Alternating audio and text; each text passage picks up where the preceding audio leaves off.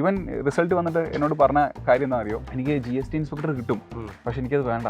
എന്തോ എനിക്ക് GST ഇഷ്ടമല്ലേ, അതല്ല എനിക്ക് ചെസ് കളിക്കാൻ പറ്റുമെന്ന് എനിക്ക് അറിഞ്ഞൂടാ. പിന്നെ ക്ലാസ്സസ് ഒക്കെ ഭയങ്കര ജോലിയാണ്. ഞാനൊരു ട്രാക്ക് മാറി, അതായത് കിട്ടണം എന്തായാലും കിട്ടണം, എക്സാം എഴുതി കിട്ടണം. ഇവനോട് എപ്പോൾ സംസാരിച്ച് കഴിഞ്ഞാലും അമ്മയോട് വെച്ചിട്ട് പറയാം, അമ്മ പറയട്ടെ, അമ്മ ഇത് പറഞ്ഞു തന്നു, അമ്മ അങ്ങനെ പറഞ്ഞു തന്നു, ഇവിടെ ചേർത്ത അമ്മയാണ്, സ്കൂളിൽ അവിടെ ചേർത്ത അമ്മയാണ്. അമൃത TVയിലെ ശ്രേഷ്ഠ ഭാരതം പരിപാടിയിലൊക്കെ എല്ലാവരോടും തർക്കിക്കുന്ന രാഹുൽ ഈശ്വരനോട് തർക്കിച്ച് ജയിച്ചിട്ടുണ്ടെന്നൊക്കെ നമ്മൾ വീഡിയോയിൽ കണ്ടു. അപ്പൊ ഇനി ഞങ്ങളെ മീനാക്കേണ്ട ഒരു സെഗ്മെന്റ് ആണ് അത്. എന്താ പറയാ, പറയാതിരിക്കാൻ വയ്യ. വൺ ഓഫ് ദ ബെസ്റ്റിന്റെ ബിസിനസ് തന്നെയാണ് വിഷ്ണു സാറ് എന്ന് പറയാതിരിക്കാൻ വയ്യ. ആ ഒരു 20 മിനിറ്റ് ലാഭിക്കുക എന്നുള്ളത്. സാറിന് ക്വസ്റ്റിനോട് എന്തോ ഒരു ദേഷ്യമുള്ള പോലെ, എന്റെ പിള്ളേരെ തൊടുന്നോടാന്ന് പറയുന്ന ആ ഒരു ലൈനിൽ എടാ സുഖല്ലേ എന്ന് പറഞ്ഞ് ഒന്ന് മാറ്റി നിർത്തി സംസാരിക്കണം. ആ ഗ്യാപ്പിൽ ബാലമാഷി പറഞ്ഞു പഠിപ്പിച്ചായിരിക്കും. നല്ല പ്രായമുണ്ട്. ഞങ്ങളും നീ പറയുമ്പോൾ ഭയങ്കര പ്രൗഡാണ്. കാണാൻ പറ്റുന്നുണ്ടോന്ന് അറിയില്ല. കേറി നിരങ്ങി എന്ന് പറയാൻ പറ്റും. To such an extent that ലാസ്റ്റിലേക്കൊക്കെ വരുമ്പോൾ I like it, I was good at it, I was alive. അപ്പൊ എനിക്ക് തോന്നുന്നു അത് തന്നെയായിരുന്നു എന്റെയും ഒരു മോട്ടോ എന്നുള്ളത്. ഓൾമോസ്റ്റ് ആ ഒരു ഫേസിലെത്തിയ സാച്ചുറേഷൻ എത്തിയ എക്സാമിനോട് ഞങ്ങൾക്ക് അറിയാം. ഈ റോബോട്ടാന്നൊരു സാധനം താഴെ കമന്റ് മനുഷ്യനല്ലേ ഉള്ളേ. ഹായ് ഓൾ, എല്ലാവർക്കും സൈലത്തിന്റെ പുതിയൊരു സെഷനിലേക്ക് സ്വാഗതം. അപ്പോൾ സൈലത്തിന്റെ മറ്റൊരു അച്ചീവറിനെ നിങ്ങളെ പരിചയപ്പെടുത്തുക എന്നുള്ളതാണ് ഈ ഒരു സെഷനിലൂടെ നമ്മൾ ഉദ്ദേശിക്കുന്നത്. സോ നമ്മളെ ഏറ്റവും പ്രായം കുറഞ്ഞ ആ ഒരു ചെറിയ പ്രായത്തിൽ തന്നെ ഇത്രയും വലിയൊരു നേട്ടം അച്ചീവ് ചെയ്ത പ്രണവിലേക്ക് നമ്മൾ എത്തിച്ചേരുകയാണ്. ഓക്കെ, ഫസ്റ്റ് ഓഫ് ഓൾ എനിക്ക് ഭയങ്കര സന്തോഷമാണ്. അല്ല, ആദ്യം ആരാന്ന് പറഞ്ഞില്ല. സോറി പറയണല്ലേ. ഓക്കെ, എൻ്റെ പേര് പ്രണവ് KM ആണ്. ഞാൻ മലപ്പുറം അന്ത്യാളംകോട് സ്വദേശിയാണ്. 21 വയസ്സുണ്ട്. ഈ വർഷം 22 ആവും. അപ്പം ഞാൻ മലപ്പുറത്ത് അന്ത്യാളംകോടത്താണ് എൻ്റെ വീട്. തവനൂരിൻ്റെ അടുത്തായിട്ട് വരും. നമ്മുടെ കുംഭമേളയൊക്കെ നടന്ന സ്ഥലമാണ്. അപ്പോൾ ഞാൻ പഠിച്ചത് ഏകദേശം 2ാം ക്ലാസ് തൊട്ടിട്ട് തിരുനാവായുള്ള ഭാരതീയ വിദ്യാഭവൻ എന്ന് പറഞ്ഞ സ്കൂളിലാണ്. പിന്നെ കോളേജ് വിദ്യാഭ്യാസം സെന്റ് ജോസഫ്സ് കോളേജ് ദേവഗിരിയിലായിരുന്നു. അവിടുന്ന് BSc economics and maths double main ആയിരുന്നു പഠിച്ചത്. പിന്നെ അത് കഴിഞ്ഞിട്ട് എന്ത് ചെയ്യണം എന്നുള്ളൊരു, സത്യം പറഞ്ഞാൽ എനിക്കൊരു ഐഡിയ ഉണ്ടായിരുന്നില്ല. അപ്പോൾ എന്റെ കൂട്ടുകാരിയാണ് സജസ്റ്റ് ചെയ്തത്. ചന്ദ്രിക എനിക്ക് സജസ്റ്റ് ചെയ്തു. അല്ല അപ്പോൾ PGക്ക് പോകണം എന്നുള്ള രീതിയിലായിരുന്നു. അമ്മയോട് സംസാരിച്ചപ്പോഴും PG എന്തായാലും ചെയ്യണം എന്നുള്ള രീതിയിലായിരുന്നു പറഞ്ഞിരുന്നത്. പക്ഷേ പിന്നെ മാർക്ക് ഉണ്ടായിരുന്നില്ല സത്യം പറഞ്ഞാൽ ഡിഗ്രിക്ക്. അപ്പോൾ പിന്നെ ഒരു 1-2 എൻട്രൻസ് എഴുതിയിരുന്നു. CUET എഴുതി, കാലിക്കറ്റ് യൂണിവേഴ്സിറ്റിയുടെ എൻട്രൻസ് എഴുതി, അതൊക്കെ കിട്ടുമായിരുന്നു. പക്ഷേ പിന്നെ ഞാൻ കോളേജിൽ സംസാരിച്ചപ്പോഴും അവിടെ ഒന്നും പോകണ്ടെന്നുള്ള രീതിയിലാണ്. കാലിക്കറ്റ് CUET ഒരു പക്ഷേ നല്ല കോളേജ് കിട്ടുമായിരുന്നു. അത് അമ്മയ്ക്ക് വലിയ താല്പര്യം ഉണ്ടായിരുന്നില്ല. അപ്പോൾ എങ്ങനെയൊക്കെയോ കറങ്ങി തിരിഞ്ഞ് ലാസ്റ്റ് SSCയിലേക്ക് എത്തുകയാണ്. SSCക്ക് പോകണമെന്ന് പിന്നെ എവിടേക്കോ ഒരു ഇതുണ്ടായിരുന്നു. അമ്മ ഒരു ഗവൺമെന്റ് ഉദ്യോഗസ്ഥയായതുകൊണ്ട് അമ്മയ്ക്ക് ഗവൺമെന്റ് എക്സാമിന് എഴുതിപ്പിക്കണം എന്നുണ്ടായിരുന്നു. UPSCക്ക് വിടണം എന്നായിരുന്നു ആഗ്രഹം. പക്ഷെ ഞാൻ സമ്മതിച്ചില്ല. പിന്നെ ലാസ്റ്റ് കറങ്ങി തിരിഞ്ഞ് അമ്മയുടെ പരിചയത്തിലുള്ള ആരുടെയോ കുട്ടി ഇവിടെ PSCക്ക് പഠിച്ചിട്ടുണ്ടെന്ന് പറഞ്ഞു. അങ്ങനെ സൈലത്തിൽ എത്തുകയാണ്. പിന്നെ സൈലത്തിന്റെ 10 ദിവസത്തെ ഫ്രീ ബാച്ച് ഉണ്ടായിരുന്നു. അങ്ങനെ അതുവഴി അങ്ങനെ ആ 10 ദിവസത്തെ ബാച്ച് കാണുന്നു. എനിക്കിഷ്ടാവുന്നു. എനിക്ക് തോന്നുന്നു ബാച്ച് തുടങ്ങിയ ആ ടൈമിൽ തന്നെ നമ്മൾ അഡ്മിഷൻ എടുത്തു. അപ്പൊ എനിക്കുണ്ടല്ലോ മുമ്പിൽ പറഞ്ഞ സ്ട്രൈക്കിംഗ് ആയിട്ടുള്ള കാര്യം, 21 വയസ്സിൽ ലൈഫ് സെറ്റ് ആയി എന്നുള്ളതാണ്. അല്ലെ, 21 വയസ്സിൽ ലൈഫ് സെറ്റ് ആക്കാൻ പറഞ്ഞാലാ നമ്മുടെ ലാലേട്ടന. അപ്പൊ എനിക്ക് അങ്ങനെ ഭാരതപ്പുഴയുടെ തീരത്താണല്ലോ വീട്. ഭാരതപ്പുഴയിൽ കളിച്ചു വളർന്നു നോക്കിയാൽ മുമ്പിൽ പറഞ്ഞു. അതായത് ഞങ്ങൾ ആദ്യം കണ്ടപ്പോ ആള് പറഞ്ഞത്, ആദ്യമായിട്ട് ഭാരതപ്പുഴ മുറിച്ച് 2 പ്രാവശ്യം നീന്തി കിടന്ന മലപ്പുറംകാരൻ ഞാനാണോ. ഭാരതപ്പുഴയുടെ തീരത്താണ് നമ്മുടെ നരസിംഹം സിനിമ നടക്കുന്നത്. നരസിംഹം സിനിമ ഇറങ്ങിയപ്പോ നീ ജനിച്ചിട്ടില്ല എന്നുള്ളതാണ് അവസ്ഥ. ഏത് വർഷം നരസിംഹം ഇറങ്ങിയ? 2003 അല്ല 2000-ലാണ്. അല്ലെ 2000-ലാണ് നരസിംഹം ഇറങ്ങിയപ്പോ ജനിച്ചിട്ടില്ല. അപ്പൊ ഈ നരസിംഹത്തില് ലാലേട്ടൻ വരുന്നു. ലാലേട്ടന്റെ ആ സിനിമയിലെ പ്രത്യേകത എന്ന് വെച്ച് കഴിഞ്ഞാല് മൂപ്പരുടെ കണ്ണിലെ തീക്ഷ്ണതയാണ്. അല്ലെ, ഓറ ഭയങ്കരമാണ്. കാണാൻ ഭയങ്കര ഭംഗിയും ഭയങ്കര കഴിവും. അല്ലെ, അങ്ങനെ കാണാൻ ഭംഗിയും കഴിവുള്ള ആളുകൾ നമ്മൾ വളരെ റെയർ ആയിട്ടാണ് കണ്ടിട്ടുള്ളത്. അങ്ങനത്തെ ഒരാളാണ് കൈ കിട്ടിയിരിക്കുന്നത് എന്ന് എന്നോട് പറയാനായിട്ട് പറഞ്ഞു. ശരിക്കും അപ്പൊ 21 വയസ്സില് ലൈഫ് സെറ്റ് എന്ന് പറയുമ്പോ ശരിക്കും ഞങ്ങൾക്ക് ഭയങ്കര അഭിമാനവും കുറച്ച് അസൂയുണ്ട്. കാരണം എന്താ അറിയോ, ഇപ്പോ വീട്ടിലെ മുന്നില് അച്ഛനോടും അമ്മയോടും ഇനി ഞാൻ കാര്യങ്ങൾ നോക്കിക്കോളാം എന്ന് നമ്മൾ പറഞ്ഞൊരു പ്രായം, ഭയങ്കര ഭാവി അൺസർട്ടൺ ആയിട്ട് നിന്നപ്പോൾ നമ്മൾ പറഞ്ഞൊരു കാര്യം, ഞങ്ങൾ നോക്കിക്കോളാം, ടെൻഷൻ ആവണ്ട. അത് നിനക്ക് ഭയങ്കര അഭിമാനമായിട്ട് വിത്ത് പ്രോപ്പർ പ്ലാൻ പറയാൻ സാധിക്കുന്നുണ്ട്. അപ്പൊ അതിൽ ഭയങ്കര സന്തോഷമുണ്ട്, ചെറിയൊരു അസൂയും ഉണ്ട്. അപ്പോ അത് വെച്ചിട്ട് നമുക്ക് തുടങ്ങാം അല്ലേ? അപ്പൊ ആദ്യത്തെ ചോദ്യം ചോദിച്ചോളൂ. അപ്പോൾ പ്രണവിന്റെ ഈ കോളേജിന്റെ കാര്യങ്ങളൊക്കെ പറഞ്ഞു. അത് കഴിഞ്ഞ് 10 ദിവസത്തെ ഫ്രീ കോഴ്സ് അങ്ങനെയൊക്കെയാണ് വന്നതെന്ന് പറഞ്ഞു. എൻ്റെ ചോദ്യം ഇതാണ്, നമ്മൾ കോളേജ് പഠിക്കുന്ന ടൈമിൽ പല കാര്യങ്ങൾ, പ്രത്യേകിച്ച് കോളേജ് നമ്മൾ വരുന്നത് തന്നെ നല്ല എക്സ്ട്രാ വൈബ് എന്നുള്ള രീതിയിൽ വരുന്നതാണ്. അപ്പൊ ആ ഒരു സമയത്ത് ഈ SSC എക്സാമുകളെ പറ്റി ആ ഒരു കൂട്ടത്തിനിടയിൽ ചർച്ച അങ്ങനെ എന്തെങ്കിലും ഉണ്ടായിട്ടുണ്ടോ? ഞാൻ ഡിഗ്രിക്ക് പഠിക്കുന്ന ടൈമിൽ ആക്ച്വലി സത്യം പറഞ്ഞ വലിയൊരു ഐഡിയ ഉണ്ടായിരുന്നില്ല എന്ത് ചെയ്യണമെന്ന്. പിന്നെ നമ്മൾ പാസ് ഔട്ട് ആവുന്ന ആ ഒരു ടൈമിലേക്കൊക്കെ എത്തുമ്പോൾ SSCയുടെ ഒരു ഇൻട്രൊഡക്ഷൻ എന്നുള്ള പോലെ ഒരു അക്കാഡമി നമ്മുടെ കോളേജിൽ വന്നിരുന്നു. അപ്പോൾ അവര് കുറച്ച് മാത്സിന്റെ കുറച്ച് കാര്യങ്ങളൊക്കെ ചെയ്തപ്പോൾ എനിക്ക് മനസ്സിലായി, ഇത് കൊള്ളാലോ പരിപാടി. അതായത് അവരിങ്ങനെ പറയുമായിരുന്നു, അതായത് മാത്സിന് ടൈം ഉണ്ട്, പെട്ടെന്ന് ചെയ്യണം. അപ്പൊ എല്ലാവരും പേടിക്കും. അപ്പൊ എനിക്ക് സംബന്ധിച്ചിടത്തോളം ആണോ എന്ന് പെട്ടെന്ന് ചെയ്യാം. എനിക്ക് മാത്സ് ആ ഒരു നമ്പേഴ്സ് വെച്ച് കളിക്കുന്നത് ഭയങ്കര ഇഷ്ടമായിരുന്നു.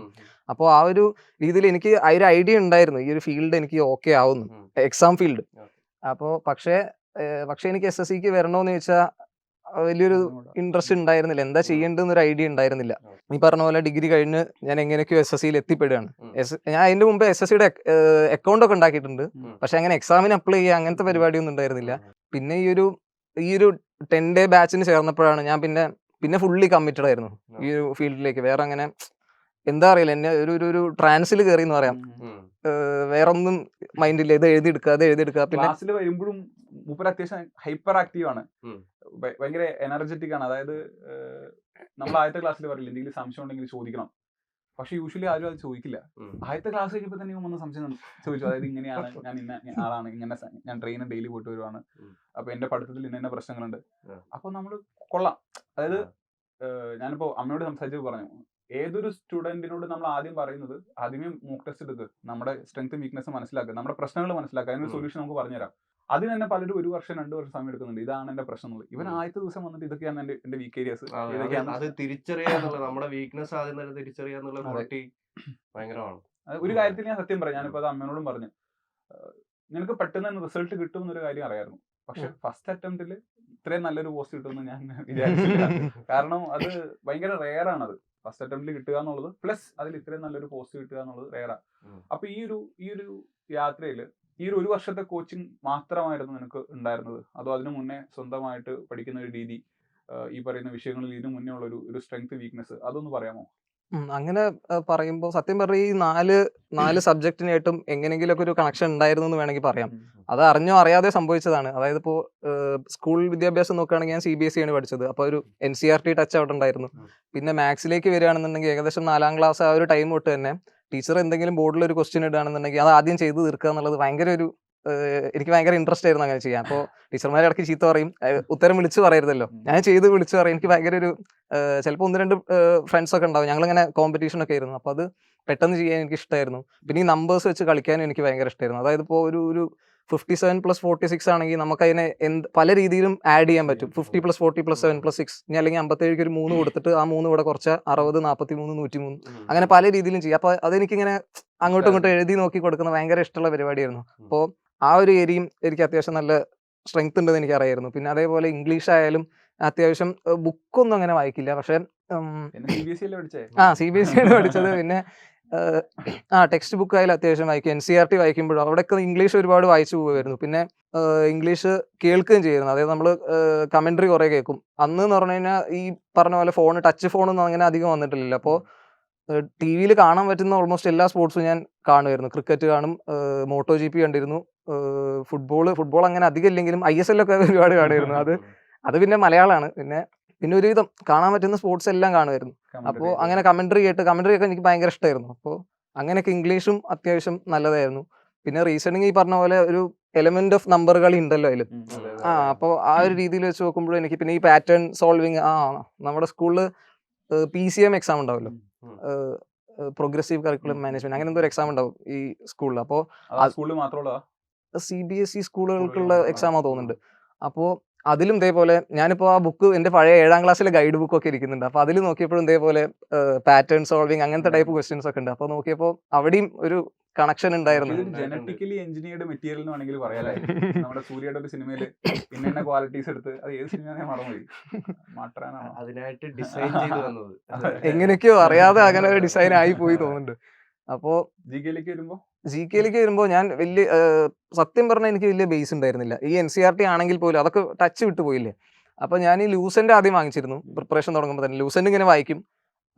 അപ്പോൾ ഞാൻ വിചാരിച്ചു അടിപൊളിയായി, പിന്നെ വീണ്ടും വന്ന് നോക്കുമ്പോൾ ഇതൊന്നും ഓർമ്മ ഉണ്ടായില്ല. അപ്പോൾ പിന്നെ ഞാൻ അങ്ങനെയാണ്. പക്ഷേ GK ക്ലാസ് നമുക്ക് കുറച്ച് ഡിലേ ആയിരുന്നു, ഓഫ്ലൈൻ ക്ലാസ് വരാൻ വേണ്ടിയിട്ട്. അപ്പോൾ ഞാൻ വിഷ്ണു സാർ ഇങ്ങനെ വരാൻ വേണ്ടി വെയിറ്റ് ചെയ്തിരിക്കുകയാണ്. എൻ്റെ ഒരു ഫ്രണ്ട് ഉണ്ടായിരുന്നു, അവൻ പറഞ്ഞിരുന്നു സൈലത്തിൽ വിഷ്ണു സാറിൻ്റെ ക്ലാസ് അടിപൊളിയാണ്. പിന്നെ ആ ഒരു ടൈമിൽ യൂട്യൂബിൽ കുറേ ലൈവൊക്കെ ഉണ്ടാവും വിഷ്ണു സാറിൻ്റെ, അപ്പോൾ അതൊക്കെ കാണുമായിരുന്നു. എന്നിട്ട് നമ്മുടെ ആ ഒരു ഇതുണ്ടായിരുന്നില്ലേ, ആരുടെ ആയിരുന്നു, VD സാവർക്കറിന്റെ ഒരു കോട്ടൊക്കെ ഞാൻ യൂട്യൂബിൽ ലൈവിൽ കമന്റ് ഇട്ടിരുന്നല്ലോ, if you are with me I will do it with. ആ ഒരു അപ്പൊ യൂട്യൂബിലെ പേരെന്തായിരുന്നു? പ്രണവ് KM തന്നെയായിരുന്നു. അപ്പൊ നമ്മൾ ഈ ഹാരോൾഡ് ഫിഞ്ചായി മാറിയപ്പോഴാണ് അത് ടെലഗ്രാമില്. ഹാരോൾഡ് ഫിഞ്ച് ഹാരോൾഡ് ഫിഞ്ച് എന്ന് പറഞ്ഞാൽ ഞാൻ ആ ഒരു ടൈമിൽ ഡിഗ്രി എൻഡിങ് ആ ഒരു ടൈമിൽ ഒരു സീരീസ് കാണുമായിരുന്നു, പേഴ്സൺ ഓഫ് ഇൻട്രസ്റ്റ് എന്നാണ് ആ സീരീസിന്റെ പേര്.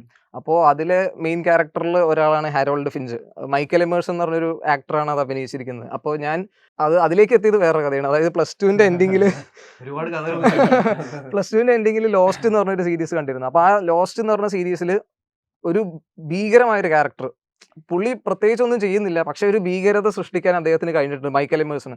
അപ്പോൾ അദ്ദേഹം മെയിൻ ക്യാരക്ടറിൽ വരുന്ന ഒരു സീരീസ് തപ്പിപ്പോയിരുന്നു ഞാൻ. പക്ഷെ പിന്നീട് ഡിഗ്രി എൻഡിലേക്കാണ് ഇത് കാണാനുള്ള ഒരു അവസരം വന്നത്, പേഴ്സൺ ഓഫ് ഇൻട്രസ്റ്റ്. അപ്പോൾ അതിൽ ഹാരോൾഡ് ഫിഞ്ച് എന്ന് പറഞ്ഞ ഒരു റിക്ലൂസീവ് ബില്യണയർ ആണ്. പുള്ളി കുറ്റകൃത്യങ്ങൾ കണ്ടുപിടിക്കാൻ പറ്റുന്ന ഒരു മെഷീൻ. ഞാൻ പറഞ്ഞില്ല, ഞാൻ എവിടേക്കൊക്കെയോ റിവൈസ് ചെയ്തിട്ടുണ്ടായിരുന്നു. ഇത് ഇങ്ങനെ ഒരു ഇന്റർവ്യൂവിന് വരേണ്ടി വരും എന്നൊക്കെ ഇങ്ങനെ എവിടെയോ വിചാരിച്ചിട്ടുണ്ടായിരുന്നു. അപ്പോൾ ചിലതൊക്കെ ഇങ്ങനെ വന്നു പോകുന്നുണ്ട്. അങ്ങനെ ഹാരോൾഡ് ഫിഞ്ച് റിക്ലൂസീവ് ബില്യണയർ ഈ കുറ്റകൃത്യങ്ങൾ കണ്ടുപിടിക്കാനുള്ള ഒരു മെഷീൻ കണ്ടുപിടിക്കുന്നു. അങ്ങനെ അതിനെ ചുറ്റിപ്പറ്റി നടക്കുന്ന ഒരു കഥ, ന്യൂയോർക്ക് നഗരത്തിൽ മെയിൻ ആയിട്ട് ചുറ്റിപ്പറ്റി നടക്കുന്ന ഒരു കഥയാണ്. അപ്പൊ ആ കഥാപാത്രത്തിനോട് എനിക്ക് ഭയങ്കര ഒരു ഇഷ്ടം തോന്നി.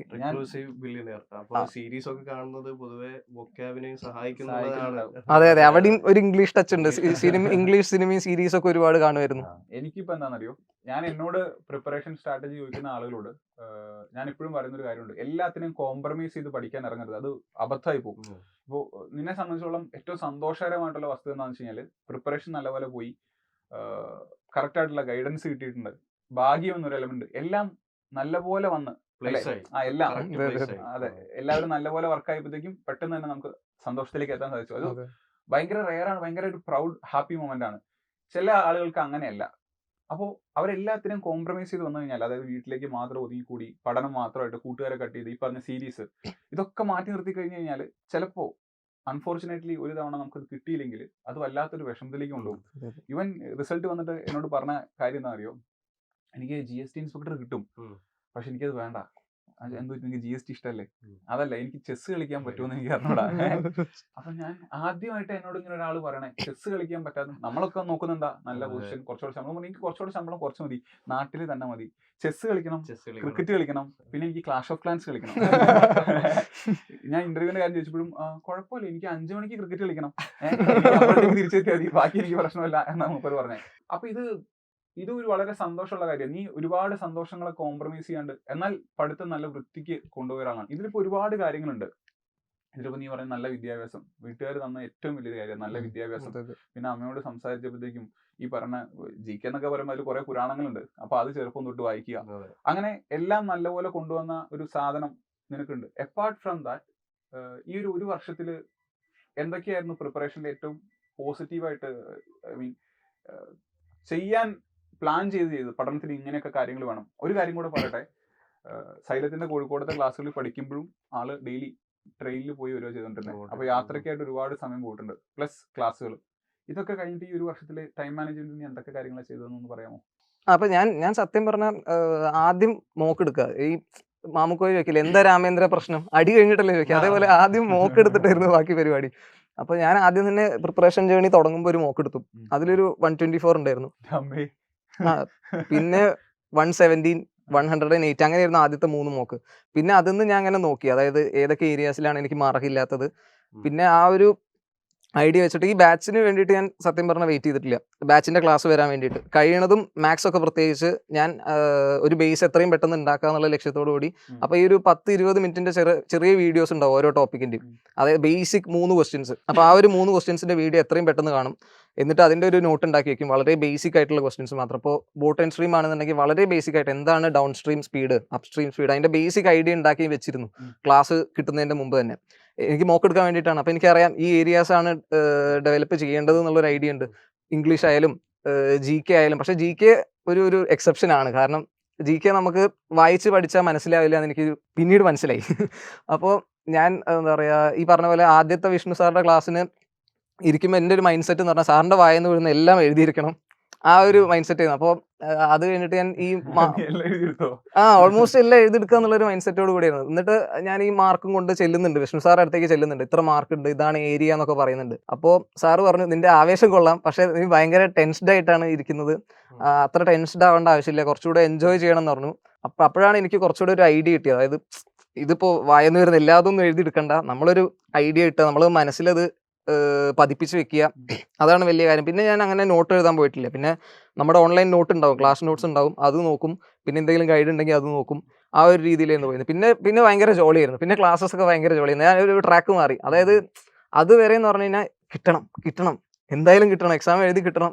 അതായത് ഇപ്പോൾ ആരും ഇങ്ങനെ ചെറിയൊരു ടൈം ഫ്രെയിമിൽ പൊതുവെ ഈ എക്സാം എഴുതാറില്ലല്ലോ. അപ്പോൾ ഒരു ഭയങ്കര ഒരു ക്രേസ് ആയിരുന്നു, അങ്ങനെയാണെങ്കിൽ എഴുതി എടുക്കണമല്ലോ എന്നുള്ള ആ ഒരു മൈൻഡ് സെറ്റ് ആയിരുന്നു. പിന്നീട് പക്ഷേ ഈ ഒരു സാറിനായിട്ട് ഇങ്ങനെ സംസാരിച്ചപ്പോൾ പിന്നെ എനിക്ക് മനസ്സിലായി, ഓക്കെ, വല്ലാതെ പ്രഷർ കൊടുത്താലും അത് നെഗറ്റീവായിട്ടാണ് ബാധിക്കുക.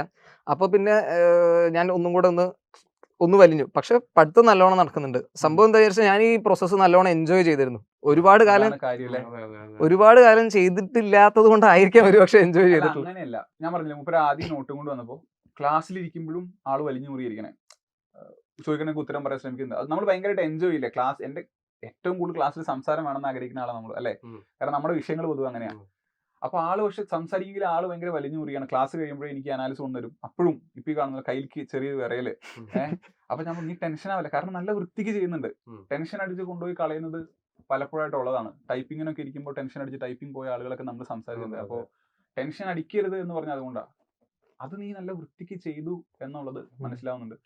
വേറെ മാഷിക്കെന്ന് ചോദിക്കാനല്ലേ? പിന്നെ എന്ത് ചെയ്യുമ്പോഴും അത് എൻജോയ് ചെയ്ത് ചെയ്യാന്നുള്ള കാര്യം അത് ഒരുപാട് ഹെൽപ്പ് ചെയ്തിട്ടുണ്ട് എന്ന് തോന്നുന്നു. അതുപോലെ തന്നെ നമ്മളെ സ്റ്റീവ് ജോബ്സ് പറഞ്ഞിട്ടുള്ള ഒരു സാധനമുണ്ട്, കണക്ടിങ് ദ ഡോട്ട്സ് എന്ന് പറയുന്നത്. അതായത് റാൻഡം ആയിട്ട് ജീവിതത്തിൽ പല ഡോട്ട്സും ഉണ്ടായിട്ടുണ്ടാവും, അതൊക്കെ കൃത്യമായിട്ട് കണക്ട് ചെയ്ത് അവർ ലക്ഷ്യസ്ഥാനത്തേക്ക് എത്തി എന്നുള്ളതാണ്. പക്ഷെ അതിൽ ഏറ്റവും വലിയ പ്രത്യേകത പിന്നിന്ന് ചരട് വലിച്ചത് അമ്മയാണെന്നുള്ളതാണ്. അമ്മ, അതാണ്. അതുകൂടെ പറയട്ടെ, നമ്മള് അമ്മയിലേക്ക് കുറച്ച് കഴിയുമ്പോൾ ആളോട് സംസാരിക്കണം. കാരണം ഇവനോട് എപ്പോ സംസാരിച്ചു കഴിഞ്ഞാലും ആള് അമ്മയോട് ചോദിച്ചിട്ട് പറയാം, അമ്മ പറയട്ടെ, അമ്മ ഇത് പറഞ്ഞു തന്നു, അമ്മ അങ്ങനെ പറഞ്ഞു തന്നു, ഇവിടെ ചേർത്ത അമ്മയാണ്, സ്കൂളിൽ അവിടെ ചേർത്ത അമ്മയാണ്. പിന്നെ മൂപ്പര് അമൃത ടിവിയിലെ ശ്രേഷ്ഠ ഭാരത പരിപാടിയിലൊക്കെ അതെ എല്ലാവരോടും തർക്കിക്കുന്ന രാഹുൽ ഈശ്വരനോട് തർക്കിച്ച് ജയിച്ചിട്ടുണ്ടെന്നൊക്കെ നമ്മൾ വീഡിയോയിൽ കണ്ടു. അപ്പൊ അമ്മ എന്ന് പറയുന്ന ആൾക്ക് ജീവിതത്തിലുള്ള പങ്ക് ഭയങ്കര വലുതാണ്. അതുകൊണ്ട് ഇത് അവസാനിക്കുന്നതിന് മുന്നേ ആ വീഡിയോ നമുക്ക് ഡിസ്ക്രിപ്ഷനിൽ കൊടുക്കാം. അമ്മയോട് കൂടെ നമുക്ക് സംസാരിക്കണം. അപ്പൊ എടാ, രാവിലെ വീട്ടിൽ നിന്ന് ഇറങ്ങി ട്രെയിനിൽ വന്നു, ക്ലാസ്സുകൾ അറ്റൻഡ് ചെയ്തു പോയി. ക്ഷീണം ഉണ്ടാവും, പഠിക്കാൻ പറ്റുന്ന സമയം കുറവായിരിക്കും. അപ്പോൾ സ്വാഭാവികമായിട്ട് ഞങ്ങൾക്ക് അഭിമാനത്തോടെ പറയാൻ പറ്റും ഞങ്ങളുടെ ക്ലാസ്സുകൾ കുറെ നിന്നെ ഹെൽപ്പ് ചെയ്തിട്ടുണ്ട് എന്നുള്ളത്. കാരണം ബാക്കിയുള്ള ടൈം ഫ്രെയിമിൽ ക്ലാസ്സുകളാണ് കിട്ടുന്നത്. അപ്പൊ ഇനി ഞങ്ങളെ മീനാക്കേണ്ട ഒരു സെഗ്മെന്റ് ആണ് എങ്ങനെയാണ് ഓരോ വിഷയങ്ങൾക്കും ഓരോരുത്തരുടെ ഹെൽപ്പ് എങ്ങനെയായിരുന്നു. ഓൾറെഡി നമുക്കറിയാം എൻ്റെ കയ്യിൽ അത്യാവശ്യം ബേസ് ഉണ്ട്. ഇപ്പോൾ ഫസ്റ്റ് എടുത്ത മോക്കിന് 124 എന്ന് പറയുമ്പോൾ ഞാൻ നേരത്തെ പറഞ്ഞ പോലെ ജനറ്റിക്കലി എഞ്ചിനീയർഡ് മെറ്റീരിയൽ ആണിത്. അതിൽ ഫർദർ ആ കട്ട് ഓഫിലേക്ക് എത്താനും അത് താഴേക്ക് പോകാതിരിക്കാനും പിന്നെ ഈ പറഞ്ഞ പോലെ ഇടയ്ക്ക് ഒന്ന് പുഷ് ചെയ്യാനും ആസ് എ ഗൈഡ് ഓരോ വിഷയങ്ങളും എങ്ങനെയായിരുന്നു നമ്മുടെ ക്ലാസ്സുകൾ സഹായിച്ചത് എന്നൊന്ന് പറയാമോ? ഫസ്റ്റ് ഓഫ് ഓൾ GK തന്നെയാണ് എനിക്ക് പറയാനുള്ളത്. സാറിന്റെ ആ ഒരു ക്ലാസ്സും ആ എടുക്കുന്ന ഒരു രീതിയും അത് എന്താ പറയുക, പറയാതിരിക്കാൻ വയ്യ. One of the best in the business തന്നെയാണ് വിഷ്ണു സാറ് എന്ന് പറയാതിരിക്കാൻ വയ്യ.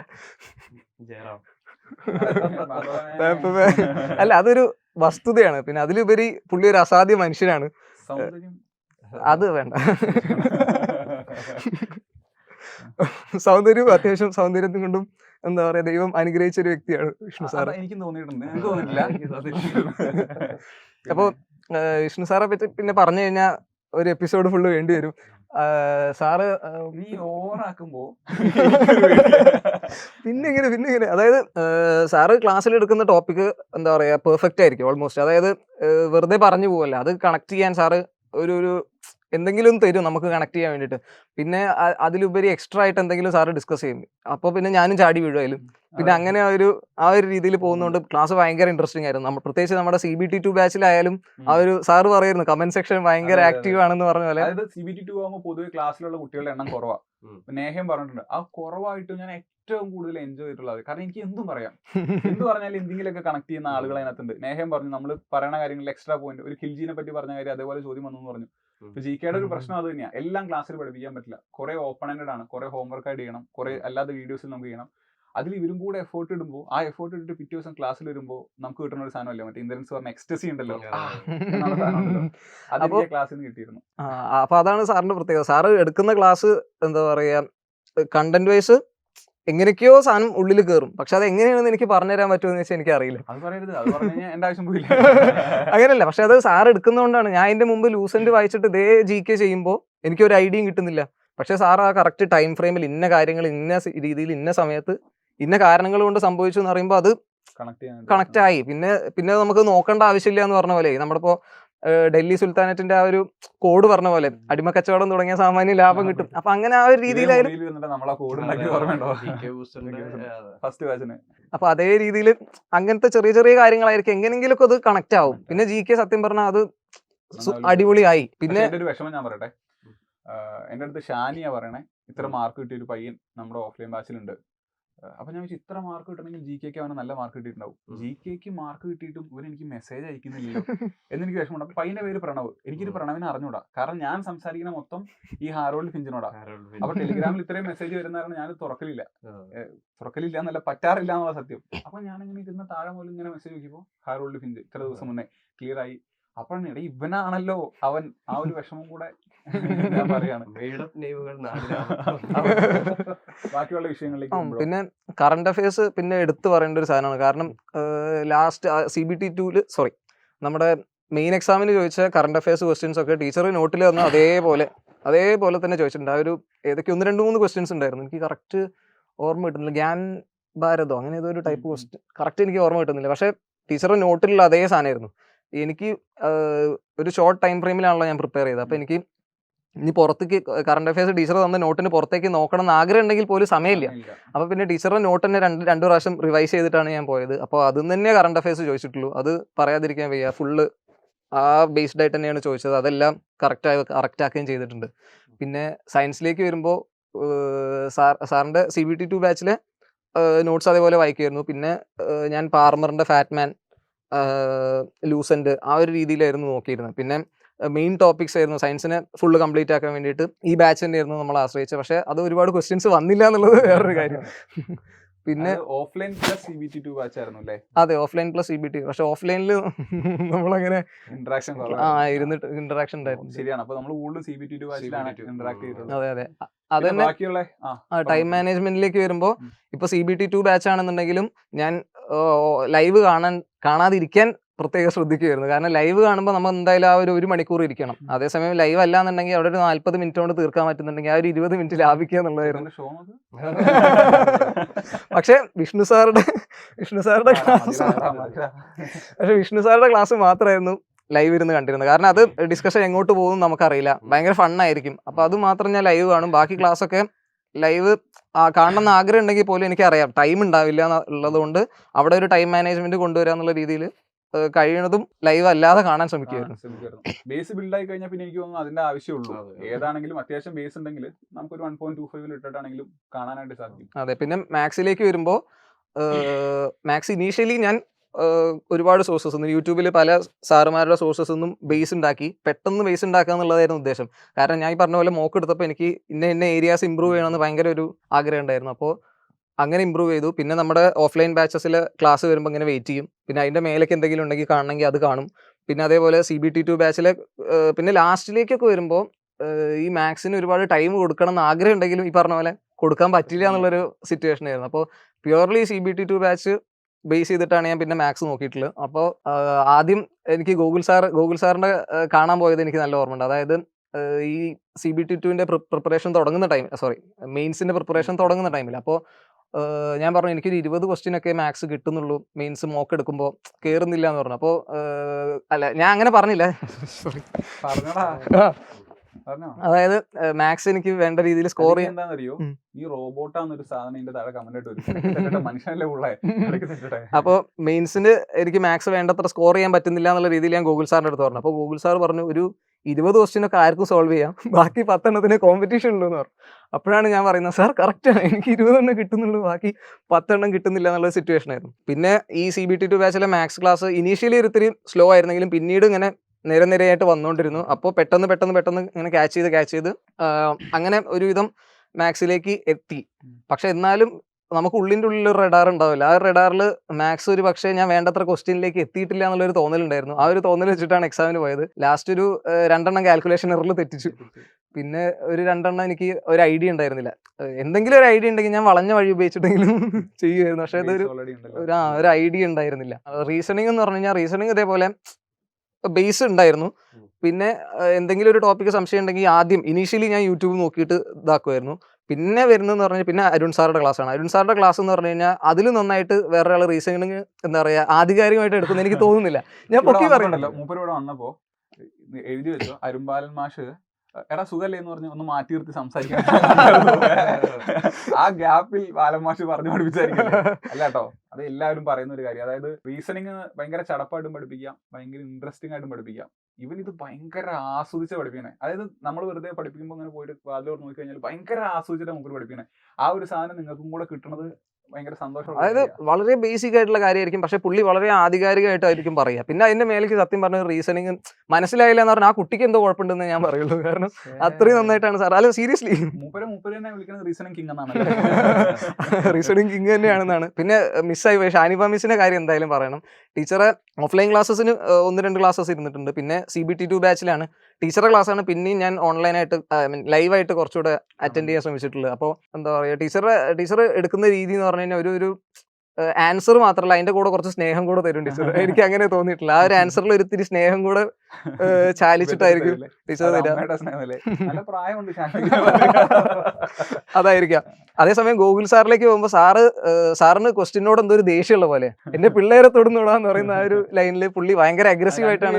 2 രീതിയിലാണ് പഠിക്കുന്നത്. പക്ഷെ പറഞ്ഞ പോലെ ഷാനിക്ക് ടയർ 2ലേക്ക് പോകുന്നു, ടയർ 2 ബാച്ചിന്റെ കണ്ടന്റ് പോകുന്നതിന് മുന്നേ കണ്ടിട്ടുണ്ട് ഭയങ്കരമായിട്ട് ഏറ്റവും ബെസ്റ്റ് ചോദ്യം അവിടെ നിന്ന് എടുക്കാൻ പറ്റൂ അത് തന്നെ എടുത്തു കൊടുക്കാനായിട്ട് ശ്രമിക്കുന്നുണ്ട്. ഇത് തന്നെ അനുവിന്റെ കാര്യം പറഞ്ഞപ്പോഴും ഒരു കറണ്ട് അഫയേഴ്സ് പഠിപ്പിക്കുന്ന ആൾക്കുള്ള ഏറ്റവും വലിയ ബുദ്ധിമുട്ട് എത്ര വേണമെങ്കിലും ചോദിക്കാം. 2 വർഷം 3 വർഷം 5 വർഷം ഇതൊന്നും പറഞ്ഞിട്ടില്ല. അപ്പൊ അതിൽ ഏറ്റവും റിലവന്റ് ആയിട്ട് എടുത്ത് പഠിപ്പിക്കുക എന്ന് പറയുന്നത് അത് തന്നെ പരീക്ഷയ്ക്ക് വരിക എന്നൊക്കെ പറയുന്നത് ഞങ്ങളും ഈ പറയുമ്പോൾ ഭയങ്കര പ്രൗഡാണ്. കാണാൻ പറ്റുന്നുണ്ടോന്ന് അറിയില്ല. പഞ്ചായത്ത് ഗ്രൗണ്ട്. പിന്നെ നമ്മൾ ഏത് വിഷയം മിസ് ചെയ്തേ? ഇംഗ്ലീഷ്. പുള്ളി കാണണ്ട. പിന്നെ ഇംഗ്ലീഷ് ഈ പറഞ്ഞ പോലെ സാറിന്റെ ക്ലാസ്സിനെ പറ്റി പറയുന്നത് വേണം. അതായത് ഓഫ്ലൈൻ ക്ലാസ് പുള്ളി കയറി നിരങ്ങി എന്ന് പറയാൻ പറ്റും. ആ ഒരു രീതിയിലാണ് പുള്ളി ഓടി നടന്ന് ക്ലാസ്സിൽ ആ മുക്ക് തൊട്ടിട്ട് ഈ മുക്ക് വരെ പുള്ളി ഓടി നടന്ന് വളരെ ഇൻട്രസ്റ്റിംഗ് ആയിട്ട്, അതായത് ഇത് വളരെ ഡെഡ് ആയിട്ടുള്ള ഒരു സബ്ജക്റ്റ് എന്ന് പറയാം. ഈ പാസ്റ്റ് പാർട്ടിസിപ്പിള് പ്രസന്റ് പാർട്ടിസിപ്പിൾ എന്ന് പറഞ്ഞാൽ എല്ലാവർക്കും ഇഷ്ടമായിക്കൊള്ളുന്നില്ല. അപ്പൊ അതിനെ എത്രത്തോളം ആക്റ്റീവ് ആക്കാൻ പറ്റും ആ രീതിയിൽ സാർ എടുക്കാൻ ശ്രമിച്ചിട്ടുണ്ട്. പിന്നെ ബേസിക്കലി സാർ അത് എൻജോയ് ചെയ്യുന്നുണ്ട്, അത് നമുക്കറിയാം. അപ്പൊ അതാണ് അതിലെ ഏറ്റവും വലിയൊരു കാര്യം. പിന്നെ അത് തന്നെയാണ് എനിക്കും പറയാനുള്ളത്. ഞാൻ ഈ ഒരു പ്രോസസ്സ് ഒരു പക്ഷേ കുറച്ച് കാലം പഠിച്ചിട്ടുള്ളൂ, അതുകൊണ്ടായിരിക്കാം നല്ലോണം എൻജോയ് ചെയ്തിട്ടുണ്ട്. To such an extent that ലാസ്റ്റിലേക്കൊക്കെ വരുമ്പോൾ അതെ അപ്പോഴേക്കും അശ്വിൻ സാർ കയറി വന്നു. ഒരു ദിവസം രാവിലത്തെ ഭക്ഷണം കഴിക്കാൻ മറന്നുപോയി. അതായത് ഞാൻ മോക്ക് എടുക്കായിരുന്നു. രാവിലെ അച്ഛനും അമ്മയും വീട്ടിലുണ്ടായിരുന്നില്ല, അവരെങ്ങോട്ടോ പോയിരിക്കുകയായിരുന്നു. അപ്പോൾ ഞാൻ രാവിലെ എഴുന്നേറ്റു. എൻ്റെ രാവിലത്തെ പേപ്പർ വായനയും കുറച്ച് പരിപാടിയൊക്കെ കഴിഞ്ഞ് ഞാൻ അങ്ങനെ ആലോചിക്കുക, ഒന്നും ചെയ്യാനില്ലല്ലോ, എന്നാൽ പിന്നെ ഒരു മോക്ക് എടുത്തേക്കാം. അതായത് എന്തോ ഒരു മിസ്സിംഗ് ഉണ്ടെന്ന് എനിക്കറിയാം. പക്ഷെ ഞാൻ മോക്ക് എടുക്കാന്ന് പറഞ്ഞിട്ട് മോക്ക് എടുക്കാൻ പോയി.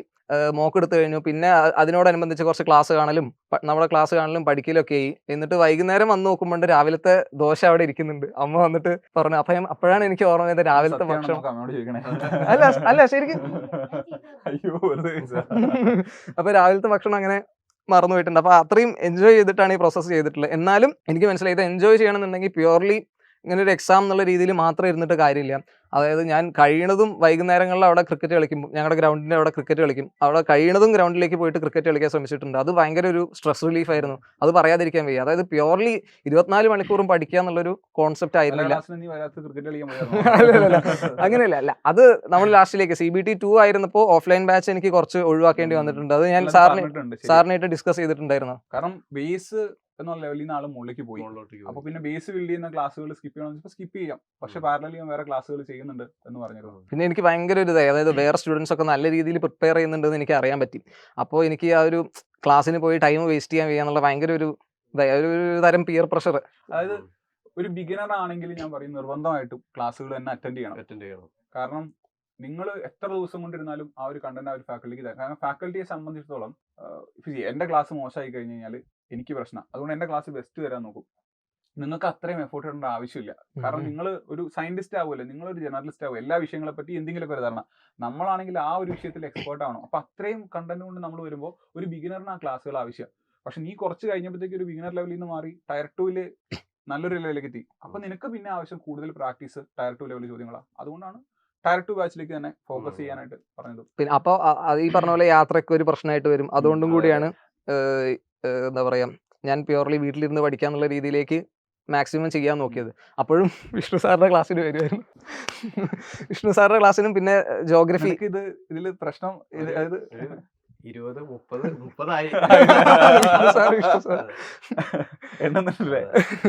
എന്റെ ഒരു സംശയം ഉണ്ടാ അജയ്, അതായത് ഇത്രയും യാത്ര, ഓഫ്ലൈൻ ക്ലാസ്, അപ്പൊ ഓൺ ആൻ ആവറേജ് ഒരു ദിവസം എത്ര മണിക്കൂർ നിനക്ക് പഠിക്കാൻ പറ്റിയിട്ടുണ്ട്? കാരണം ഒരു മിനിറ്റ്, നേഹനോട് സംസാരിച്ചപ്പോ നേഹ ടയർ 2 ഒരു 15 മണിക്കൂർ പഠിക്കുന്നെന്ന് പറഞ്ഞു. അതും വല്ലാത്തൊരു കമ്മിറ്റ്മെന്റ് ആണ്. നിനക്കത് പറ്റിയിട്ടില്ല, നീ അങ്ങനെ ഇരിക്കില്ലെന്ന് എനിക്കറിയാം. അതുകൊണ്ടാണ്. പക്ഷെ എനിക്കൊന്ന് ടയർ 1 ആ ഒരു ടൈമിലൊക്കെ ഞാൻ ഈ പോയി വരുന്നു, അതൊന്നും ഒരു പ്രശ്നമായിരുന്നില്ല. ഞാൻ മാക്സിമം ഇരിക്കുന്ന ടൈമിൽ മാക്സിമം പഠിക്കുമായിരുന്നു. പിന്നെ ടയർ 2 ലാസ്റ്റിലേക്കൊക്കെ വരുമ്പോൾ വീട്ടിൽ തന്നെ ആയിരുന്നല്ലോ ഞാൻ. ആ ഒരു ടൈമിൽ എന്ന് പറഞ്ഞു കഴിഞ്ഞാൽ രാവിലെ ഒരു 6 മണിക്ക് എഴുന്നേൽക്കും. പിന്നെ രാത്രി വരെ സത്യം പറഞ്ഞാൽ വേറെ ചുറ്റുപാടുകളൊന്നും ഇല്ലല്ലോ. കാരണം വീട്ടിലെ പരിപാടിയൊക്കെ അച്ഛനും അമ്മയും ഒക്കെ റെഡിയാണ്, എനിക്കൊന്നും ചെയ്യേണ്ട ആവശ്യമില്ല. ഭക്ഷണം കഴിച്ചു കൊടുത്താൽ മതി. പിന്നെ ഈ പറഞ്ഞ പോലെ വൈകുന്നേരം ഒന്ന് കളിക്കാൻ പോകും, അങ്ങനത്തെ കുറച്ച് കാര്യങ്ങൾ. പിന്നെ ഇടയ്ക്ക് കുറച്ചു നേരം പാട്ട് കേൾക്കും, ചിലപ്പോൾ കുറച്ചു നേരം അങ്ങോട്ടും ഇങ്ങോട്ടും. ക്ലാഷ് ഓഫ് ക്ലാൻസ് ഞാൻ ഇനീഷ്യലി ഉണ്ടായിരുന്നെങ്കിൽ പോലും ടയർ 2 ഒരു 2 മാസം മുമ്പ് ഞാൻ അൺഇൻസ്റ്റാൾ ചെയ്തിരുന്നു. വളരെ വേദനാജനകമായ ഒരു പ്രോസസ്സായിരുന്നു അത്. അപ്പോൾ പക്ഷെ അതൊക്കെ ഇതൊരു എനിക്കറിയില്ല, ഒരു ലക്ഷ്യമുള്ളതുകൊണ്ടായിരിക്കാം. ഇതിങ്ങനെ കിട്ടിക്കഴിഞ്ഞാൽ നമ്മൾ സാറിൻ്റെ അടുത്ത് അന്ന് പറഞ്ഞ ഒരു പൊസിഷൻ ഓഫ് സ്ട്രെങ്ത് ആണ്. അപ്പോൾ ആ ഒരു ഐഡിയ ഉള്ളത് കൊണ്ടായിരിക്കും ഇത് ഭയങ്കര ഒരു മോട്ടിവേഷൻ ആയിരുന്നു. പിന്നെ ഈ ഒരു ചെറിയൊരു ടൈം ഫ്രെയിമിൽ അങ്ങനെ പൊതുവെ ആരും എഴുതി എടുക്കാറില്ല എന്ന് അറിയുമ്പോഴും നമുക്കൊരു സന്തോഷം ഉണ്ടല്ലോ. അപ്പോൾ ആ ഒരു 2-3 ഫാക്ടേഴ്സ് ആയപ്പോൾ എന്താ പറയുക, നേടണമെന്ന് ഭയങ്കര ഒരു ആഗ്രഹമായിരുന്നു. അപ്പോൾ പിന്നെ ടൈം സത്യം പറഞ്ഞാൽ അങ്ങനെ ടൈം വെച്ച് പഠിച്ചിട്ടില്ല. ഞാൻ എപ്പോഴും പഠിക്കാൻ ഇൻട്രസ്റ്റഡ് ആണ് ഓൾമോസ്റ്റ്. അതായത് പിന്നെ ഈ കളിക്കാൻ പോവും, അങ്ങനത്തെ കുറച്ച് കാര്യങ്ങളൊക്കെ ചെയ്താൽ എനിക്ക് പിന്നെ പ്രത്യേകിച്ച് പ്രശ്നങ്ങളൊന്നുമില്ല. എനിക്ക് ഇരുന്ന് പഠിച്ചാൽ മതി എന്നുള്ള രീതിയിൽ. അങ്ങനെ ടൈം ഉണ്ടോയെന്ന് വെച്ചാൽ ടൈം ഞാൻ അങ്ങനെ വെച്ചിട്ടില്ല. ഞാൻ ഈ മോക്ക് എടുക്കും. അപ്പോൾ എനിക്കറിയാം ഇന്ന ഏരിയാസ് ഇമ്പ്രൂവ് ചെയ്യണം. പിന്നെ പൊതുവേ നമുക്ക് അറിയാലോ ഇന്ന ഏരിയാസ് ഇമ്പ്രൂവ് ചെയ്യണം എന്ന് നമുക്കൊരു ഐഡിയ ഉള്ളതുകൊണ്ട് ആ ഒരു ഐഡിയയിലായിരിക്കും ചെയ്യുക. പിന്നെ എന്തെങ്കിലും സംശയം ഉണ്ടെങ്കിൽ പറഞ്ഞ പോലെ നീ നിനക്ക് കിട്ടുന്ന ശമ്പളത്തില് കൂടെ മനസ്സിലായി, കിട്ടുന്ന ശമ്പളത്തിൽ പകുതി ഒരു 3 മാസമെങ്കിലും അപ്പൊ ആ ഒരു രീതിയിലായിരുന്നു. അപ്പൊ ഇല്ല 10 മണി വരെയൊക്കെ പഠിച്ചു. കേട്ടോണ്ടിരിക്കും എന്തെങ്കിലും നോണ പറഞ്ഞ അപ്പൊ അടി കൊടുക്കാനും 10 മണിക്ക് കിടന്ന്. അതെ, ആ ഒരു രീതിയിൽ തന്നെ പോയി. കാരണം രാവിലെ തൊട്ട് വൈകുന്നേരം വരെ വീട്ടിലുണ്ട്. പിന്നെ 12 മണി വരെ ഇരുന്ന് പഠിച്ച് അത്ര സ്ട്രെസ് കൊടുക്കണ്ടല്ലോ. പിന്നെ മെയിൻ സംഭവം എന്ന് പറഞ്ഞു കഴിഞ്ഞാൽ മോക്ക് തന്നെയായിരുന്നു. അത് ടയർ 1 ആയാലും ഞാനൊരു മാക്സിമം ഒരു 40+ മോക്സ് എടുക്കാൻ നോക്കിയിട്ട് 40-45 മോക്സ് എടുത്തിട്ടുണ്ട്. ടയർ 2 ആയാലും ഇതേപോലെ തന്നെ 40-45 മോക്സ് എടുത്തിട്ടുണ്ട്. ടയർ 2 ഇനീഷ്യലി ഞാൻ കുറച്ച് മോക്ക് എടുത്തപ്പോൾ ഞാൻ വിഷ്ണു സാറിൻ്റെ അടുത്ത് പറഞ്ഞു, അപ്പോൾ മാർക്ക് കയറുന്നില്ല. അപ്പോൾ മോക്കിന്റെ കാര്യം പറഞ്ഞു, അതായത് മാർക്ക് കയറുന്നില്ല, 270 എന്നൊക്കെ ഇല്ല നമ്മൾ പറഞ്ഞിരുന്നത്. അപ്പോൾ എനിക്ക് ഭയങ്കര എനിക്ക് തോന്നി കണ്ടന്റ് പോരാ, ഇത് ഒരു ടയർ 1 ലെവൽ കണ്ടന്റേ ഉള്ളൂ. അപ്പോൾ എങ്ങനെയെങ്കിലും ഒരു കണ്ടന്റ് കൂട്ടുക എന്നുള്ള രീതിയിലായിരുന്നു. അപ്പോൾ ഞാൻ കഴിയുന്നത്രയും സോഴ്സസ് ആശ്രയിച്ചിട്ടുണ്ട്, എവിടെ നിന്നൊക്കെ കിട്ടാൻ പറ്റും. ഈ പറഞ്ഞ പോലെ ടെലഗ്രാമിൽ ഒരുപാട് കണ്ടന്റ്സ് ഉണ്ട്, ഹാരോൾഡ് ഫിഞ്ച് എത്താത്ത സ്ഥലങ്ങളില്ല എന്ന് പറയാം. അങ്ങനെ ഒരുപാട് കണ്ടന്റ് നോക്കും. പിന്നെ നമ്മുടെ ബാച്ചിലെ ക്ലാസ്സസ് നോക്കും. പിന്നെ കുറച്ച് യൂട്യൂബ് നോക്കും. എന്തെങ്കിലും ഒരു പ്രശ്നം തോന്നുകയാണെങ്കിൽ എല്ലാ രീതിയിലും നോക്കി പിന്നെ റിവിഷൻ ഓറിയന്റഡ് ആയിട്ട് അങ്ങനെ പല രീതിയിൽ നോക്കി കണ്ടന്റ് കൂട്ടിയപ്പോൾ പിന്നെ ഞാൻ കൺസിസ്റ്റന്റ് ആയിട്ട് ചിലപ്പോൾ ഒരാഴ്ചയിൽ 5 ടയർ 2 മോക്സ് ഒക്കെ എടുക്കുമായിരുന്നു. ആ ഒരു രീതിയിൽ അങ്ങനെ എടുത്തുപോയി. ലാസ്റ്റിലേക്ക് ഒരു 40-45+ മോക്സ് എടുത്തു. ടു സച്ച് ആൻ എക്സ്റ്റെന്റ്, വീണ്ടും ഞാൻ റിപ്പീറ്റ് ചെയ്യാണ്, അതായത് എനിക്ക് മോക്ക് എടുത്ത് മതിയായി എന്നുള്ളൊരു ഓൾമോസ്റ്റ് ആ ഒരു ഫേസിലെത്തിയ സാച്ചുറേഷൻ എത്തി. അപ്പോൾ ഒരു 2-3 ദിവസം എക്സാമിന് അപ്പോൾ എക്സാമിന് 2-3 ദിവസം അടുപ്പിച്ച് മോക്കുകൾ തന്നെ എടുത്തില്ല. അപ്പോൾ എക്സാമിന്റെ തലേ ദിവസം ടൈപ്പിംഗ് ഉള്ള ദിവസം എനിക്ക് ചെറിയൊരു ടെൻഷനായി, ഒന്നും കൂടെ എടുത്തേക്കാന്ന് വിചാരിച്ചു. അപ്പോൾ അങ്ങനെ ടൈപ്പിങ്ങിന് പോകുന്നതിന്റെ തൊട്ട് മുമ്പ് തട്ടിക്കൂട്ടി ഒരു ഫോണിൽ വെച്ചിട്ട് ഞാനൊരു മോക്ക് എടുത്തു. അതിലും അത്യാവശ്യം ഒരു 99% ഉണ്ടായിരുന്നു എന്നാണ് എൻ്റെ ഒരു ഓർമ്മ. അങ്ങനെ അതിൽ പിന്നെ നമ്മുടെ ടയർ 2 ചോദിച്ച റീസണിങ്ങിന്റെ ഒരു ടൈപ്പ് ക്വസ്റ്റ്യൻ വന്നിരുന്നു, ഒരു മെട്രിക്സ് ടൈപ്പ് ക്വസ്റ്റ്യൻ ഉണ്ടായിരുന്നു. അങ്ങനെ അത് ഫെമിലിയർ ആയി. അത് as it turned out main എക്സാമിന് അത് ഉപകരിച്ചു. അവിടെ ടൈം പോയില്ല. കുറച്ചുകൂടെ പറയണം എന്ന് വിചാരിച്ചു, ഇവിടെ വന്നപ്പോൾ മലയാളമായിരുന്നു. ക്രിക്കറ്റ് എന്തായാലും ഒരു ഫേവറേറ്റ് ആയിട്ടുള്ള പരിപാടിയാണ്. അപ്പം ഞാൻ ചോദിക്കുകയാണെങ്കിൽ യുവരാജ് സിംഗ് ഒരു ഫേവറേറ്റ് ആയിട്ടുള്ള കളിക്കാരനായിരിക്കും അല്ലേ? അതെ, എനിക്ക് അങ്ങനെ ഏറ്റവും ഇഷ്ടമുള്ള സത്യം പറഞ്ഞാൽ വിരാട് കോഹ്ലിയാണ്. ചെറിയ പയ്യനാണ്. വിരാട് കോഹ്ലി ഞാൻ ഊഹിച്ചു. വിരാട് കോഹ്ലി, യുവരാജ് സിംഗ്, ഇതാണ് എന്റെ മനസ്സിൽ വന്ന ആദ്യത്തെ 2 പേരുകൾ ഫേവറേറ്റ് ആയിട്ടുണ്ടാവുക. മൈൻഡ് കാരണം റീഡർ. ആ ഒരു എന്താ പറയാ, അതിനോടുള്ള അടങ്ങാത്തൊരു ആവേശം കിട്ടുക എന്നുള്ള, മറ്റാർക്കും കിട്ടാത്തൊരു സാധനം. അതായത് യുവരാജ് 6 6 കണ്ടിന്യൂസ് അടിച്ച പോലെ ഒരു സാധനം കിട്ടിക്കഴിഞ്ഞാൽ അല്ല, ഞങ്ങളെ 90s കിഡ്സിന് സച്ചിൻ ടെണ്ടുൽക്കർ കുറെ ചെയ്തിട്ടുണ്ട് കേട്ടോ. അല്ല, എനിക്ക് തോന്നുന്നു 2011 വേൾഡ് കപ്പ് തൊട്ടിട്ടൊക്കെ ആയിരിക്കും, 11 IPL വേൾഡ് കപ്പ് ആ ഒരു ടൈമിലൊക്കെ ആയിരിക്കും കളി. നിനക്ക് 7 വയസ്സാ. അതെ, ആ ടൈമിൽ കളി കാണുന്നുണ്ട്. എന്റെ നമ്മുടെ വീട്ടുകാരായാലും അച്ഛൻ്റെ സച്ചിനെ കൂടുതൽ കാണാൻ, ലൈവായിട്ട് കാണാനുള്ള ഓപ്പർച്യൂണിറ്റി കമ്മിയായിരുന്നു അല്ലേ? അതെ അതെ അതെ, അതാണ്. പിന്നെ മെയിൻ ആയിട്ട് സത്യം പറഞ്ഞാൽ എനിക്ക് ആ പേര് ഭയങ്കര ഇഷ്ടമായി, വിരാട് കോഹ്ലി. ആഹാ, 2011 വേൾഡ് കപ്പ് നോക്കുമ്പോൾ ഭയങ്കര ഒരു പേര്. അപ്പൊ അങ്ങനെയാണ് ആ വിരാട് കോഹ്ലിയുടെ ഫാൻ ആവുന്നതും പിന്നെ RCBയുടെ ഫാൻ ആവുന്നതും. AB de Villiers സൗരവ് തിവാരിയൊക്കെ ആയിരുന്നു ആ ഒരു 11 സീസണിൽ ഭയങ്കര ഒരു ഇടിമിന്നലായിരുന്നു. അങ്ങനെയൊക്കെ ആയിരുന്നു പറയുന്നത്. അപ്പൊ അത്രയും ക്രേസ് ആയിരുന്നു. യുവരാജിന് ഇഷ്ടമാണ്, ഞാനൊരു ലെഫ്റ്റ് ഹാൻഡർ ആണ്, ആ ഒരു രീതിയിൽ യുവരാജിന് ഇഷ്ടമാണ്. അപ്പോൾ നമ്മൾ പറയുകയാണെങ്കിൽ ഈ ചുരുങ്ങിയ പ്രായത്തിൽ തന്നെ, ഏറ്റവും ചുരുങ്ങിയ പ്രായത്തിൽ തന്നെ വളരെ വലിയൊരു അച്ചീവ്മെന്റ് ആണ് പ്രണവ് നേടിയിരിക്കുന്നത്. അപ്പോൾ നമ്മൾ കാര്യങ്ങളൊക്കെ സമ്മപ്പ് ചെയ്യുകയാണെങ്കിൽ ഈ കടന്നു പോയിട്ടുള്ള ഈ ഒരു ജേണിയെ പറ്റി താങ്കൾക്ക് ഒറ്റ വാക്കിൽ ഒറ്റ വാക്കല്ല, ഒരു സെന്റൻസ് ആണ് പറയാൻ പറ്റുന്നത് എന്തായിരിക്കും? ഒരു സമ്മറൈസ് ചെയ്യാന്ന് പറയുന്ന പോലെ പറയാൻ പറ്റുന്ന കാര്യം എന്തായിരിക്കും? അങ്ങനെ ഈ ഒരു ജേണി സമ്മപ്പ് ചെയ്യാന്ന് ചോദിക്കുകയാണെങ്കിൽ എനിക്ക് പെട്ടെന്ന് ഓർമ്മ വരുന്നത് ബ്രേക്കിംഗ് ബാഡിന്റെ ഒരു ലാസ്റ്റിലേക്ക് നമ്മുടെ വാൾട്ടർ വൈറ്റ് പറയുന്ന ഒരു ഡയലോഗ് ഉണ്ട്. സ്കൈലറിന്റെ അടുത്ത് പറയുന്ന ഒരു ഡയലോഗ് ആണെന്നാണ് എൻ്റെ ഒരു ഓർമ്മ.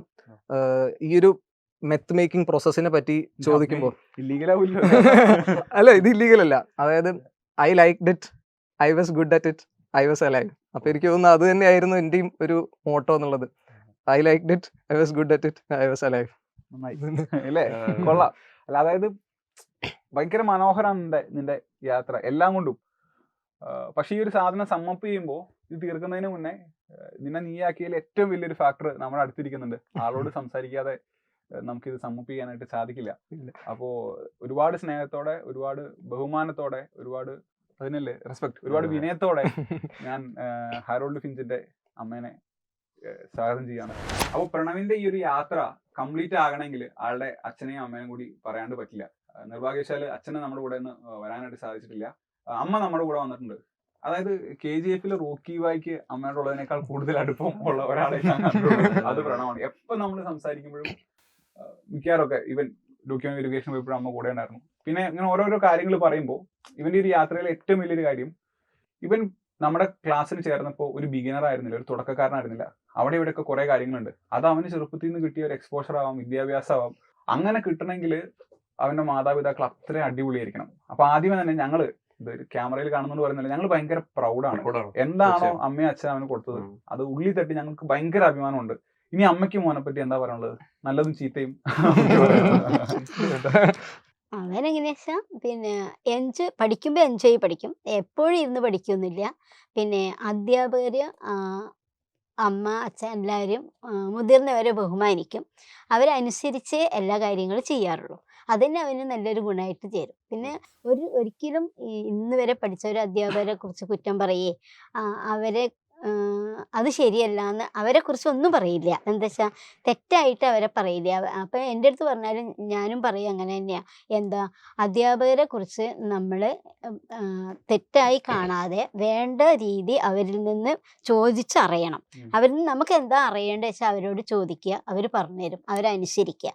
അത് അവൻ ചെയ്തിട്ടുണ്ട്. അധ്യാപകരെ ബഹുമാനിക്കുക എന്നുള്ളത് തന്നെയാണ് കുട്ടികൾ ചെയ്യേണ്ടത്. അത് അവനിലുള്ളതുകൊണ്ടാണ് അവൻ ഇവിടെ എത്തിയതെന്നാണ് ഞാൻ മനസ്സിലാക്കണത്. ഒരു സാധാരണ അമ്മമാരെക്കാൾ ഒരു എന്താ പറയുക 10-20% ഒരു 120% എഫേർട്ട് അമ്മ ഇട്ടിട്ടുണ്ടായിരിക്കാം.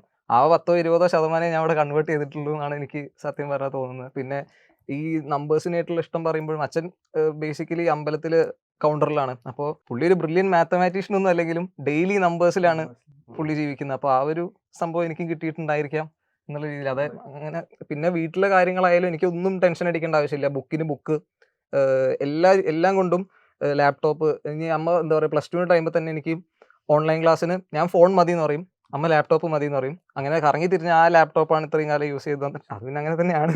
പിന്നെ അന്ന് തന്നെ അതിൻ്റെ കൂടെ ഒരു കീബോർഡും മൗസും വാങ്ങിച്ചു. ഞാൻ കുറ്റം പറഞ്ഞു, എന്തിനാണ് ഇപ്പോൾ അതിൻ്റെ ആവശ്യമില്ല, ലാപ്പിൽ ഓൾറെഡി കീബോർഡും മൗസും ഉണ്ട്. പിന്നെ ടൈപ്പിംഗ് ടെസ്റ്റിലേക്ക് വരുമ്പോഴും ഇതേ കീബോർഡ് തന്നെയാണ് ഉപയോഗിക്കുന്നത്.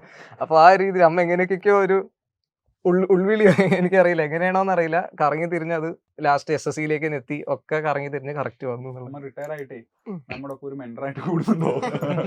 ചെറുപ്പത്തിലേ കുട്ടികളെ train ചെയ്യാന്നുള്ളത്. അത് അവർക്കൊരു നമുക്ക് വഴി നമ്മൾ കണ്ടെത്തണം അതെ. മക്കളെ, അല്ലാണ്ട് അവരെ മാത്രം വിട്ടു കഴിഞ്ഞാൽ ശരിയാവില്ല. അപ്പൊ മാതാപിതാ ഗുരുദൈവം അവരെ അംഗീകരിച്ച കുട്ടികളെ എന്തായാലും അവര് രക്ഷപ്പെടും. അതാണ് ഞാൻ ഇതെന്ന് മനസ്സിലാക്കണേ. പണ്ട് ഈ കുട്ടികളിലൊക്കെ കളിക്കൊടുക്കുക എന്ന് പറയുന്ന ആ മാഗസീനിലൊക്കെ കുറെ കുത്തുകളായിട്ട് ഇങ്ങനെ കൊടുക്കും. മറ്റേ ആ കുത്തുകൾ കൃത്യമായിട്ട് ഇങ്ങനെ കൈ ഇങ്ങനെ ചലിപ്പിച്ചു കൊണ്ടുപോയി നമുക്ക് മനോഹരങ്ങളായിട്ടുള്ള ചിത്രങ്ങളാക്കി എടുക്കാൻ പറ്റും. വേണേ സിംഹമാക്കാം, അല്ലെങ്കിൽ പക്ഷിയുടെ രൂപത്തിലാക്കാം. അപ്പോൾ ഒരു ചെറിയ കുട്ടിയെ സംബന്ധിച്ചിടത്തോളം കുറെ കുത്തുകളാണ് അത്. ആ കുത്തുകൾ കറക്റ്റായിട്ട് കൈ ഇങ്ങനെ കൊണ്ടുപോയാൽ അതിങ്ങനെ പോയാൽ മനോഹരമായിട്ടുള്ള ചിത്രമാക്കി എടുക്കാൻ ഒരു രക്ഷിതാവായിരിക്കും പറഞ്ഞു കൊടുക്കുന്നത്. അപ്പൊ ഇതുപോലെ തന്നെ ആ ഒരു കുട്ടിയുടെ എല്ലാ കാര്യത്തിലും രക്ഷിതാക്കൾ വളരെ വലിയ പങ്ക് വഹിക്കുന്നുണ്ട്. അമ്മയും തീർച്ചയായിട്ടും അങ്ങനെ തന്നെയാണ് ആ ഒരു ചെയ്തിരിക്കുന്നത്. സ്നേഹം അവൻ അങ്ങോട്ടും ഭയങ്കര പ്രകടമാണ്. ഡൈജസ്റ്റ് അവന്റെ ഫേവറേറ്റ്. ഉം. അവൻ എപ്പോഴും വായിക്കും. കുറേ ബുക്ക്സ്, എല്ലാ ബുക്കും വായിക്കും. ഇന്ന ബുക്ക് എന്നല്ല, എല്ലാ ബുക്കും അല്ല, വായിക്കും. കഥ നോവൽ എന്നതിലുപരി ഈ ഡൈജസ്റ്റും ടെൽമി വൈ അങ്ങനത്തെ കുറച്ച് അങ്ങനെ. ബുക്ക് വായിക്കാൻ എനിക്ക് ഭയങ്കര നമ്മള് ഇഷ്ടം. പ്രസന്റ് ആയിരിക്കും ആ കുട്ടിക്കാലത്ത് ഈ കാര്യങ്ങൾ ചെയ്തു കൊടുക്കുക, ബാലരമ, എക്സ്പോഷർ ആ, കൊടുക്കുക ആ. എന്നുള്ളത് തന്നെ ഇത് ഒരുപാട് ആ ഒരു എക്സ്പോഷർ പ്രണവിന് ഒരുപാട് സഹായകമായിട്ടുണ്ട് എന്നുള്ള കാര്യം വളരെ എവിഡന്റ് ആണ്. അപ്പൊ തീർച്ചയായിട്ടും ആ ഒരു ഓപ്പർച്യൂണിറ്റി അല്ലെങ്കിൽ ആ ഒരു കാര്യം അമ്മയും അച്ഛനും കൊടുത്തത് തന്നെ വളരെ വലിയൊരു സത്യമാണ്. ഇതായിട്ടാണ്. അതിലും അതെ. എന്താ പറഞ്ഞേ, ഞാനും എന്റെ കുട്ടിക്ക് എന്നാൽ കഴിയുന്ന പോലെ ഇതുപോലെ അവൈലബിൾ ആയിട്ട് എന്നാൽ കഴിയുന്ന പോലെ നല്ല കാര്യങ്ങൾ ചെയ്യാൻ ഒരു ഇൻസ്പിറേഷൻ നമുക്ക് അതെ. വരുന്നുണ്ട്. അതിലും അഗൈൻ എനിക്ക് എന്താ പറയണ്ടേന്ന് അറിയുന്നില്ല, യൂഷ്വലി അങ്ങനെ വാക്ക് കിട്ടാണ്ടിരിക്കുന്നില്ല. പക്ഷെ ഞാൻ ഭയങ്കര പ്രൗഡാണ് അമ്മേ. എനിക്ക് ഭയങ്കര സന്തോഷമുണ്ട് ഇങ്ങനെ ഒരാളെ. കുട്ടിക്ക് പ്രസൻസ് കൊടുക്കുക, അതെ. കഥകൾ പറഞ്ഞു കൊടുക്കുക, പുരാണങ്ങൾ പറഞ്ഞു കൊടുക്കുക. അതൊക്കെ പുരാണത്തിൽ പറയുന്ന ചിലപ്പോൾ ചരിത്രങ്ങളായിരിക്കും നമ്മുടെ SSC എക്സാമിന് അതെ. റെയിൽവേക്ക് അത് ചോദിക്കുന്നുണ്ട്. അതെ. അപ്പൊ ഇനി ഇവനോട് സംസാരിക്കുമ്പോൾ ആ ഒരു ബേസിക് സാധനം അവന്റെ അതെ. കയ്യിലുണ്ട്. പിന്നെ അവൻ ആദ്യമേ പറഞ്ഞൊരു കാര്യം, അതായത് ഒരു മോക്ക് എടുത്ത് എന്റെ തെറ്റ് മനസ്സിലാക്കിയിട്ട് ഞാൻ അതിലേക്ക് പോവാം. ഇതൊക്കെ ഒരു തുടക്കത്തിൽ എല്ലാവർക്കും പെട്ടെന്ന് കിട്ടുന്ന ഒരു സാധനമല്ല. അതെ. എന്തോ ഭയങ്കര സന്തോഷമുണ്ട്. അതെ. നല്ല കോമ്പിനേഷൻ ആണ്. അച്ഛനെ കൂടെ അതെ. കണ്ടു കഴിഞ്ഞാൽ ഇരട്ടി മധുരായനെ. അടുത്ത തവണ നമുക്ക് ഒരുമിച്ച് കാണാം. അച്ഛന് വരാൻ പറ്റാത്തത് കുഴപ്പമില്ല, ശമ്പളം കിട്ടിയിട്ടേ ഉം. വന്നാ മതി. അത് തീർച്ചയായിട്ടും ചെയ്യും. അപ്പോ ഒരു ടീച്ചർ എന്ന് പറയുമ്പോൾ നമുക്ക് ഇപ്പൊ ഈ ഒരു ബന്ധം നമുക്ക് ഉണ്ടായിട്ടുള്ള ബന്ധം അത് ലൈഫ് ലോങ് ആയിട്ട് നിൽക്കും. അപ്പൊ ഒരു ടീച്ചർ എന്ന് പറയുമ്പോൾ നമുക്ക് ഒരു വ്യക്തിയിൽ ചെലുത്താൻ പറ്റുന്ന ഇൻഫ്ലുവൻസ്, ആ കുടുംബത്തിൽ നമുക്ക് കിട്ടുന്ന സ്വീകാര്യത, അമ്മ ആദ്യം കണ്ടപ്പോൾ തന്നെ ഞങ്ങളോട് സംസാരിച്ച രീതി, ഇതൊക്കെ വളരെ വലുതാണ്.